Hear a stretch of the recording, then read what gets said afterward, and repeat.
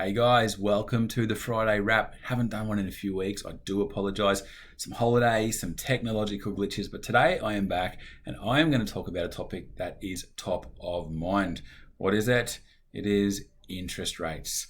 Let's get straight into it. So, interest rates. Before I do that, the general advice warning, please don't go and make a change to your situation based on what I say today. This is general information. If you want to talk more, please give me a call. We'll chat about you and we'll determine a course of action from there. All right, the official interest rate, known as the cash rate, is set by the Reserve Bank of Australia, the RBA. Right now, as you can see, it is down here at record lows, 0.1%. Tell you what, this was a stat that I only found out when I was doing the research for this one. The last interest rate rise that we had was November 2012 when it went from 4.5 to 4.75%. So we have not had a rise in interest rates for about 10 years. There you go.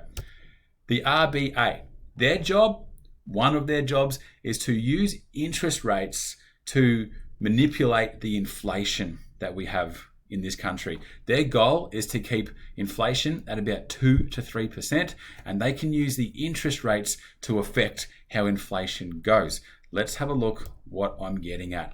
Let's say if inflation is high. If you follow the news, you will have seen yesterday that they said, inflation is about 5.1%. It's a little bit misleading, but it is higher than they want it to be. So if they want inflation to be between 2 and 3% and inflation gets out of control, i.e. it's above 3%, they can start to increase interest rates to slow down inflation. How does it work? Well, let's say, as you see here, you've got a non-fixed rate, you've got a variable mortgage. If the cash rate increases, the banks are also going to increase their rate on their loan, which means every month you're going to now pay more interest on your loan. If you're paying more interest this month than you were last month, you've got less cash to spend week to week, month to month, which means that you're not spending as much in the economy. And how many times have I told you? Everyone spends all their money. So if you're spending some more on interest, you've got less to spend on other things. There's not as much money going into the economy. The demand is not as much as it was, which means there's more supply. So the price of goods can either slow down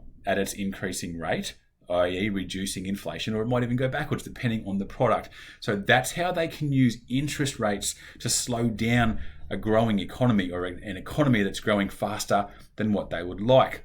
On the other hand, if the economy is not growing fast enough, they can reduce interest rates, which is what they've been doing for the last 10 years, trying to stimulate the economy. Hey, give us some more money. We'll pay less in interest to the banks. We've got more money in the back pocket, which means we can spend more in the economy. We can keep people in jobs, and we can keep things moving along in the manner that they want, trying to get it back up above that 2% level. What do we think is likely to happen? I said that inflation of 5.1 was a little bit misleading. They talk about a core inflation or an underlying inflation. Petrol has gone up significantly, about 50% in the last few months. So if you were to put that in, of course it's going to exceed or make the inflation rate look a whole lot higher than potentially it is. So once you take out those extremities, we're still at about 3.7%, which is higher. So that means that we are going to start getting interest rate rises. Depending on who you talk to, some people are saying 12 interest rate rises in 12 months. Some people are saying it's going to get out of control. I had a lady from a bank in my office last week. She said that if the interest rates rise 1%, 30% of homeowners who have a mortgage will not be able to repay their loans. Pretty scary stuff. Let's see what happens. At the moment, we're at 0.1. The common theme is that we'll get a 0.4% rise very soon, getting us up to 0.5. So we need to start consider in our cash flow that we're about to be paying more in interest than what we have been. Should you switch to fixed or variable? Do yourself a favor, jump online and put in 2-year fixed, okay? They're already at 4.3 to 4.5%, so the banks have already priced in their anticipated increase in interest on a long-term or a 2-year fixed rate, so that you're going to pay more fixed now than you are if you're variable, but the risk is that variable might be a lot higher than that in the next couple of years. So what's the right thing to do? I'm not sure, but that's why I say don't go and act unless we talk to you about your own specific example. But it's interesting to note that the banks have already priced in interest rate rises over the medium term, so they kind of also know what's coming. But what can you do? Make sure that your loan is the best one for you. There's a little bit of a loyalty tax that banks charge you. The longer that you're with them, new clients come on board and they want to get them on board, so they offer them lower interest. They don't offer that to the existing clients. So you always want to make sure you're smashing the banks and making sure that you're getting the best deal for you. So do some homework, see what's available to you, get what you can. Let's finish with an example. Let's say if you have got a $750,000 mortgage, which is not out of the question. The way properties are going, the way people have been recklessly spending money, that $750,000 mortgage is absolutely possible. If interest was at 2.5%, your monthly repayment is $2,963 on a 30-year loan.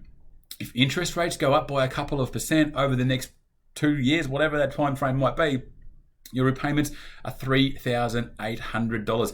So $837 is what you've now got to pay in interest that you didn't have to pay last month. You don't have as much money to go and spend, so the economy is not growing as quickly because not as much money is going into it. The Reserve Bank has reduced the inflation because there's not as much money being spent in the economy, and that's where we are about to get ourselves to. All right, guys, Friday wrap, let you in on a little secret. Took me about 300 attempts to get this one done. I was ready to give up. Finally, I made it. 2:30, Friday afternoon. I'm done. Happy Friday. See you next week. More on this topic. All right. See you later.